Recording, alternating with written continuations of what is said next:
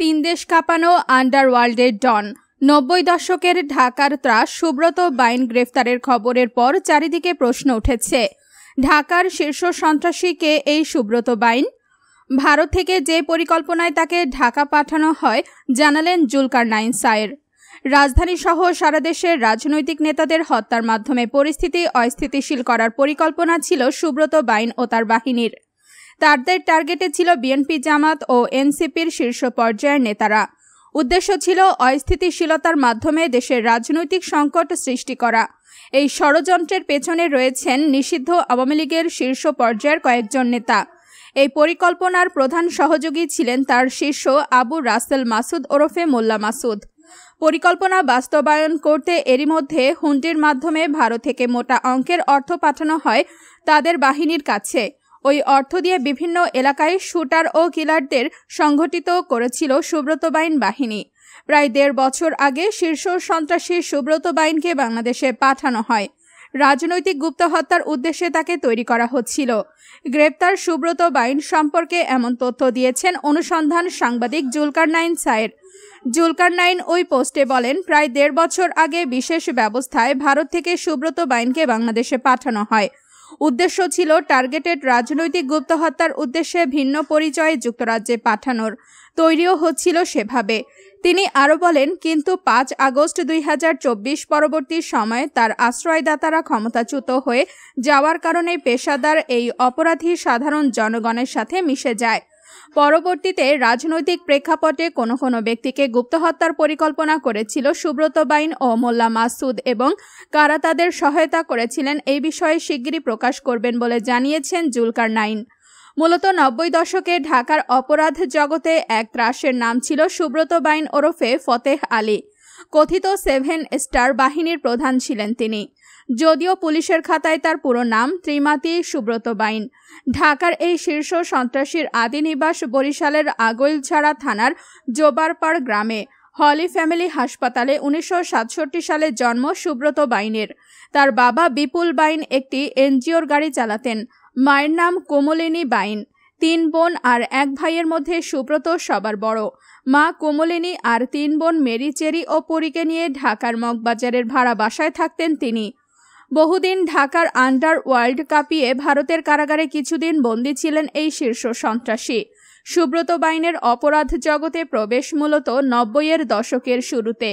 ঢাকায় দরপত্র নিয়ন্ত্রণ ও চাঁদাবাজির মাধ্যমে তার উত্থান ঘটে। সেই সময় অসংখ্য খুন ও জখমের ঘটনায় তার নাম নিয়মিত আসত। একাধিকবার কারাগারে গেলেও জামিনে মুক্ত হয়ে অপরাধে ফিরে আসেন বারবার। সুব্রত বাইন বরিশালে অক্সফোর্ড মিশন স্কুল নামে খ্রিস্টান মিশনারি স্কুলে পড়াশোনা করেন। সেখানে হোস্টেলে থেকে ৮ম শ্রেণী পর্যন্ত লেখাপড়া করলেও খুব বেশি ভালো ছিলেন না ছাত্র হিসেবে। এরপর ঢাকায় শেরেবাংলা উচ্চ বিদ্যালয়ের ৯ম শ্রেণীতে ভর্তি করা হলে সেখান থেকেই এইচএসসি পরীক্ষা দেন তিনি। তার পড়ালেখার গল্পটা এতটুকুই। এরপর সিদ্ধেশ্বরী কলেজে ভর্তি হতে গিয়ে সেখানকার এক নেতার সঙ্গে পরিচয় হয়। এরপর কলেজে আর ভর্তি হওয়া হয়নি তার। এখান থেকেই শুরু শীর্ষ সন্ত্রাসী সুব্রত বাইন গড়ে ওঠার গল্প। কিশোর বয়সে খুব অল্প দিনেই রাজধানীর মগবাজার এলাকায় একটি সন্ত্রাসী চক্র গড়ে তোলেন সুব্রত। ১৯৯৩ সালের দিকে মধুবাজারে এক সবজি বিক্রেতা খুনের ঘটনায় পুলিশের তালিকায় তার নাম উঠে আসে। এর কিছুদিন পর মগবাজারের বিশাল সেন্টার নির্মাণের সময় চাঁদাবাজি নিয়ে গোলাগুলি হয়। সেই সময় সুব্রত বাইনের নাম গণমাধ্যমে আসতে থাকে। সুব্রত বাইন পরে বিশাল সেন্টারের দোকান মালিক সমিতির নেতাও বনে যান। রমনা, মধুবাগ, কারওয়ানবাজার, মগবাজার এইসব এলাকাকে পরিণত করেন নিজের নিয়ন্ত্রণাধীন এলাকায়। ১৯৯১ সালে জাসদ ছাত্রলীগ নেতা মুরাদ হত্যার ঘটনায় তার যাবজ্জীবন সাজা হয়। এ সময় রাজনীতির সঙ্গে ঘনিষ্ঠতা গড়ে তোলেন তিনি। বিএনপির হয়ে কাজ করে তৎকালীন স্বরাষ্ট্রমন্ত্রীর ঘনিষ্ঠ হয়ে ওঠেন এবং তার জন্মদিনে দলটির শীর্ষ নেতাদের উপস্থিতি সুব্রতকে তারকা সন্ত্রাসীতে পরিণত করে। পরবর্তীতে যুবলীগের লিয়াকতের সঙ্গে সংঘর্ষে জড়ান নিয়ন্ত্রণ বিস্তার নিয়ে। ১৯৯৪ সালে ঢাকা বিশ্ববিদ্যালয় এলাকায় ট্রিপল মার্ডার, মগবাজারের রফিক, সিদ্ধেশ্বরীর খোকন সহ বেশ কয়েকজনের খুনের ঘটনায় নাম আসে সুব্রতর। ওই সময় রমনা, মগবাজার, কারওয়ানবাজার ও মধুবাগ এলাকায় প্রায় গোলাগুলির ঘটনা ঘটত। তার বিরুদ্ধে সেই সময় কমপক্ষে ৩০টি মামলা ছিল। 1997 সালে নয়াপল্টন এলাকার একটি হাসপাতাল থেকে গোয়েন্দা পুলিশের এসি আকরাম হোসেন সুব্রত বাইনকে গ্রেফতার করেন। 1.5 বছরের মতো জেলে থাকার পর তিনি জামিনে বের হন। এই শীর্ষ সন্ত্রাসী সুব্রত জেলে থাকার সময় তার স্ত্রী লুসি গ্রুপেরই এক সদস্যের প্রেমে পড়েন।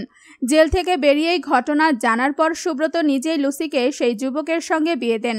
লুসির ঘরে সুব্রতর 2 সন্তান ছিল।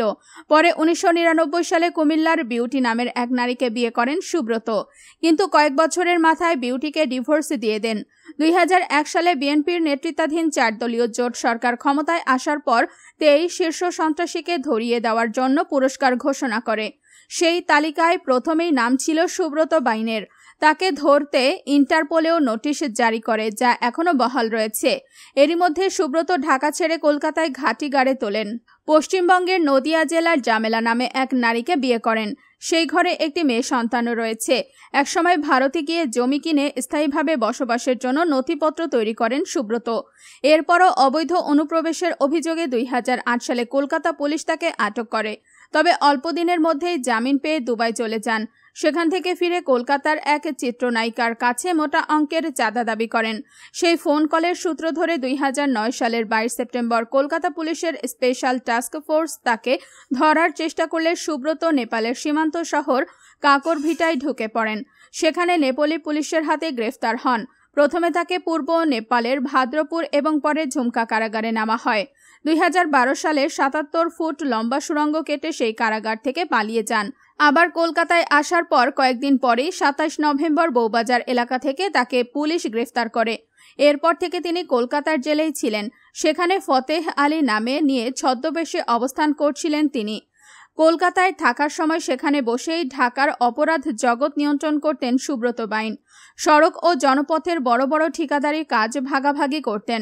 সেই চাঁদার টাকায় নদিয়ায় 50 বিঘা জমি সহ একটি বাগান বাড়ি কেনেন। এছাড়া ঢাকা ও কলকাতার ব্যবসায়ীদের টাকা আদায়ের কাজটি তিনি করতেন। কলকাতার ব্যবসায়ীদের পাওনা টাকা ঢাকার কোনো ব্যবসায়ীর কাছে আটকে গেলে সুব্রতর লোকজন আদায় করে নিত। পুলিশের তালিকাভুক্ত শীর্ষ সন্ত্রাসী সুব্রত বাইনের পরিবার আগে থাকত রাজধানীর মগবাজারে। পরে তারা গাজীপুরের পুবাইল হারবাইদ নয়পাড়ায় 5 কাঠা জমি কিনে বাড়ি করেন। এখন সেখানেই থাকেন সুব্রত বাইনের বাবা বিপুল বাইন ও মা কুমুলিনী বাইন। তার 3 বোন মেরি বাইন, চেরি সুপর্ণা বাইন ও সুপ্রভা পরীর বিয়ে হয়েছে। চেরি ঢাকার এক হাসপাতালে আর পরী একটি খ্রিস্টিয়ান সংস্থায় কাজ করেন। সুব্রত বাইন পলাতক অবস্থায় পরিবারের সঙ্গে যোগাযোগ রাখতেন। 2004 সালে তিনি সর্বশেষ তার মা বাবাকে দেখতে গ্রামের বাড়িতে গিয়েছিলেন। ভারতের কারাগারে থাকাকালীনও তিনি পরিবারের সদস্যদের সঙ্গে যোগাযোগ রাখতেন এবং একবার ফোনও করেছিলেন। জানা যায় 27 মে মঙ্গলবার সেনাবাহিনীর বিশেষ অভিযানে গ্রেফতার হয়েছেন ইন্টারপোলের রেড অ্যালার্ট জারি করা এই শীর্ষ সন্ত্রাসী। কুষ্টিয়া শহরের কালী শঙ্করপুর এলাকার সোনার বাংলা সড়কের একটি ছাত্রাবাস থেকে অস্ত্রসহ তাদের গ্রেফতার করা হয়। যেই বিষয়টি এখন টক অব দ্য কান্ট্রিতে পরিণত হয়েছে।